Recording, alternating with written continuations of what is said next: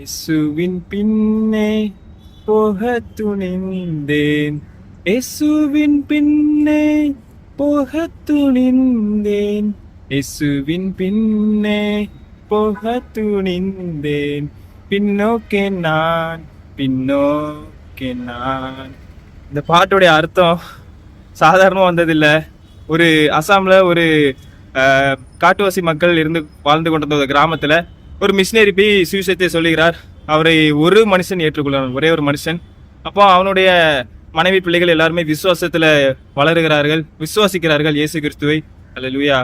அப்போது அவனுடைய விசுவாசத்தை பார்த்து அந்த ஊர் தலைவர் இருக்கார் பார்த்தீங்களா, அவர் அவரை பிடிச்சி, நீ யாரோ ஒருத்தரை கடவுளை வணங்குற, நீ ஒன்று இயேசு கிறிஸ்துவை மறுதளித்து விட்டு வா, நாங்கள் உன்னை ஏற்றுக்கொள்கிறோம், இல்லைனா உன்னுடைய பிள்ளைகள் கொல்லப்படுவார்கள் என்று சொல்லுகிறான். அல்லேலூயா. அவங்க ரொம்ப மோசமான ஜனங்கள், ஈவியாருக்க பார்க்காம அம்பு வச்சு கொல்லுறவங்க.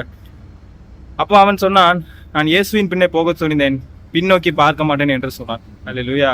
அவனுடைய பிள்ளைகளை கொன்று போட்டான். அப்போ அவன் சொன்னான், உனக்கு மனைவியும் நீயும் இருக்க, உனக்கு சான்ஸ் தரேன், 2வது சான்ஸ் தரேன், நீ இப்போ இயேசுவை மறுதளித்து விட்டு போ என்று சொல்லும் பொழுது அவன் சொன்னான், இல்லை, யாருமே இயேசுவின் இந்த cross before me the world begin me, சிலுவை என் முன்னே உலகம் என் பின்னே என்று சொன்னார். அல்லேலூயா. அவனுடைய மனைவியை கொன்று போட்டார்கள்.